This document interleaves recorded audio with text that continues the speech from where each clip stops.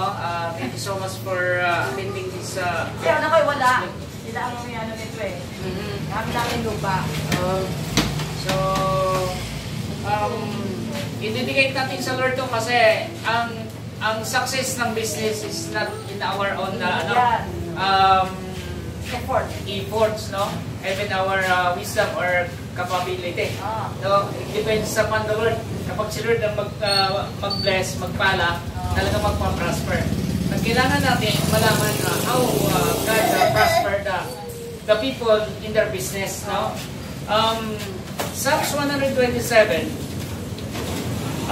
unless the Lord, except the Lord in vain that build it, except the Lord keep the city, the watchman wicked but in vain. Mapagpala po ng Panginoon ang kanyang salita. So, ang pag-uusapan natin, ito yung tinatawag na Jesus is the taker, no? Siya yung tinatawag na watcher, taker, no? Or yung sa tinatawag na watchman. Bakit tinawag na watchman? Kasi, ang business, we are not on anything dito sa lupa, no? Ito ay pag-aari lahat ng Diyos. So, pag-aari ito lahat ng Diyos, so kailangan ipagkatiwala natin sa Panginoon. Kaya lagi namin sinasabi dito sa mag-asawa na kailangan ninyo na i-dedicate ang business ninyo. If you want to be a successful businessman or businesswoman, so kailangan ninyo magiging partner si Lord. So, ito yung dahilan, no?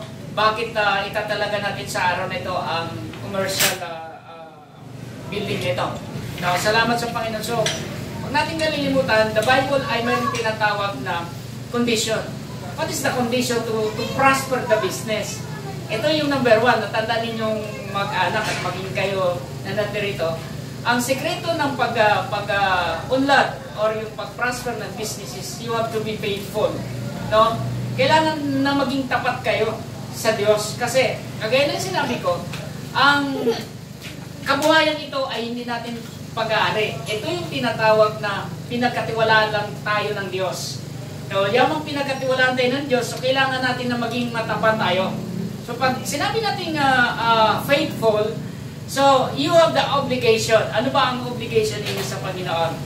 Of course, you need to focus your relationship in the Lord. So, wag ninyong kalilimutang mag-anak yan. Kayong mag-asawa, kayong magpamilya.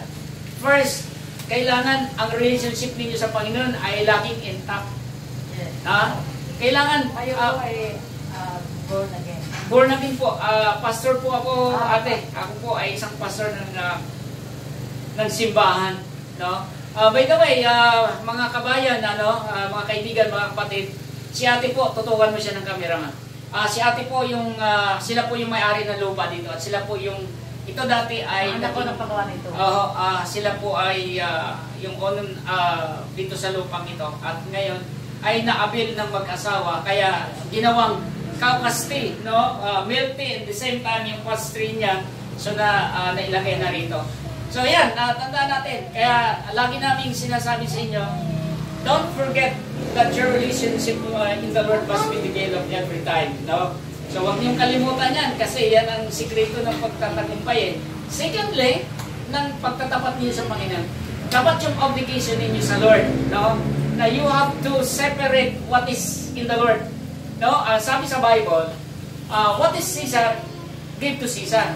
What is God, give to God. No? Ang para kay Caesar ay bigyan niyo kay Caesar. Ang para sa Diyos ay bigay niyo sa Diyos. Ito yung sekreto ng pag-unlad ninyo sa Panginoon. Give your tithe to the Lord, no? Pag sinabi nyo, ano ba yung tithes, no? Siyempre, 10% of your income, no? Ika nga.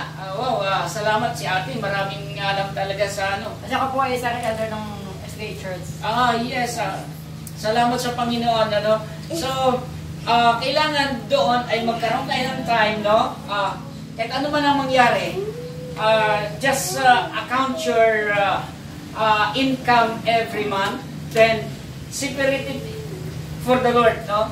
Iwalay niyo para sa Panginoon, huwag yung kalilimutan yan kasi yan ang sikreto para lumaki ito. Kagaya ng sinabi ko kanina, kapag ka ito ay ginawa ni Lord na isang malaking negosyo para sa inyo, ang franchise ay talagang hindi nyo mapigilan yan. So, kailangan lang ninyo ay sumunod sa Panginoon. Ulitin ko, maliban lang na ang Panginoon ang magbantay, ang nagtayo dito ay maging walang kabuluhan. So, si Jesus, watcher, taker, no? Pag sinabi natin watcher, taker, so every dilubyo sa business nito ay mayroon kayong kasangga, si Jesus, no? Kaya nga hindi dapat mahiwalay si Jesus. No, you cannot depart from God. No, dapat laging nakakonekta si Lord sa business ninyo para yung business ay success, para yung business ay umunlad, para hindi kayo dumating sa point na kasi may mananakmal no? Sinasabi sa Bible may mga mananakmal. So yung tinatawag na bankruptcy, no? Pagkaalam ko dati ito ay magandang nakatayo dito ate, di ba? Yung big shop pa yung dating na nets. Kaya medyo hindi nag-success. So, iyan, dahil kayo ay, sabi nga, if you are the children of the Lord, and then God will prosper whatever you do. No? Whatever you do. So, si Lord ang magpapasagana sa inyo. At huwag ninyong kalilimutan yan mag-asawa. Dalawang bagay lang yan. You have to be faithful. Don't forget your obligation to the Lord. So, salamat sa Panginoon. At ngayong oras na ito ay ipananalangin natin ang lugar na ito. At iikutan ko po ito na ang langis ay ating pong gagamitin sa blessing, no? Oil ang ginagamit natin. Kasi ito yung pinakamalapit na simbolismo sa kapangyarihan ng Diyos. Langis. Yes.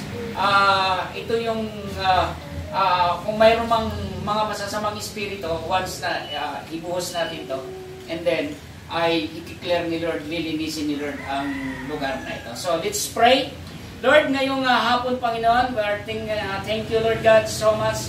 We're thankful, Lord, for your goodness and love and mercy upon your children, Lord God, sa mag-asawang Joel and Rona, Panginoon. Thank you so much for these small businesses, Lord, na pinagkatiwala mo sa kanila.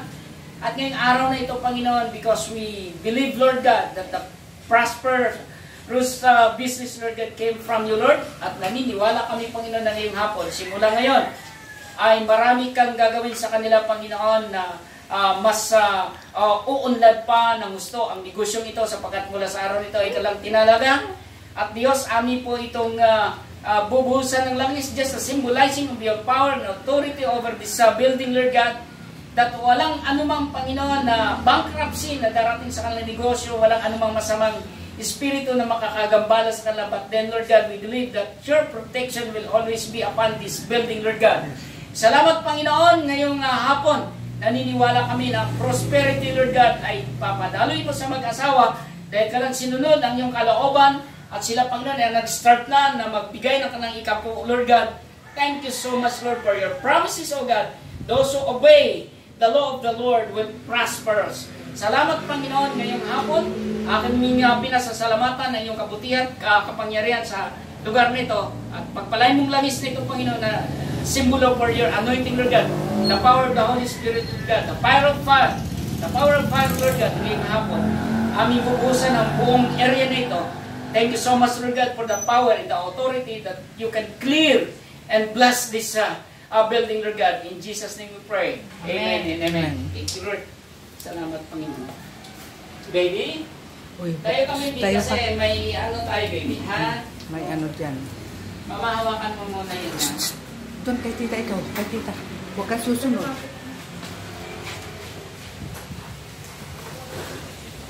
Thank you, Lord. Thank you, Jesus. Thank you, Lord. Thank you, Jesus. Okay. Good. Thank you, Lord. Thank you, Lord. Thank you, Jesus. Yes, Lord God. Salamat, Panginoon, for your anointing, this business, Lord God. Commercial building, Lord. Salamat, Panginoon. Thank you, Jesus. Thank you, Jesus. Thank you, Jesus. Thank you, Lord. Thank you, Jesus. Thank you, Jesus. Thank you, Jesus. Salamat, Panginoon. Salamat, Panginoon. Thank you, Lord. Thank you, Jesus. Yes, Lord God. Salamat, Panginoon, sa iyo.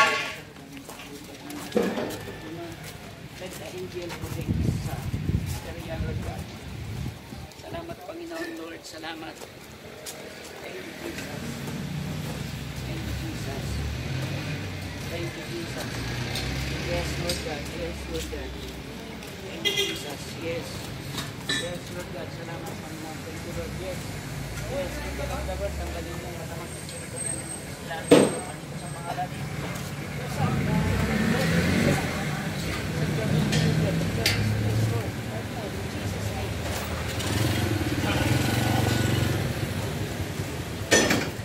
Doon. Yes. Di ate, dito kayo ate. Joel, dito kayo. Lord, right now, I declare your power and authority, Lord God. The main door, Lord, I declare the blessing upon blessing, Lord God. Overflowing, Lord, inside and outside, Lord God. At mula sa araw na ito, Panginoon, I declare the angel that will guard this main door, Lord God, na ikaw ang magbantay sa kanila, Panginoon. Day and night, Lord, thank you so much, your people, your children, every day, Lord God, upon your hands, Lord. Salamat, Panginoon, ngayon hapon ito. Aking tinatalaga ang commercial building nito, Panginoon, ang Kaukas Melty, Lord God. In the name of the Father, Lord, we trust unto you right now. In Jesus' name, Lord, thank you so much for the blessing. Prosperity will come upon this building, Lord God. At maging ang may-ari, Panginoon, si atin na dumalong ngayong hapon. Thank you so much for the blessing. We will receive it right now, Lord God. Salamat, Panginoon. I declare right now, in the name of the Father, the Son, and the Holy Spirit. Amen. Ay, nakay. Ano, ate, itong namis na ito, kapag may mga ano, ito gamitin ninyo. Papadalo. Pa. Meron din pala to. Apo, ito po ay milk tea. Nakaano po, Yung mga kabataan ngayon, gusto mo itong mga milk tea. Ako, hindi ko nakakatikim yan.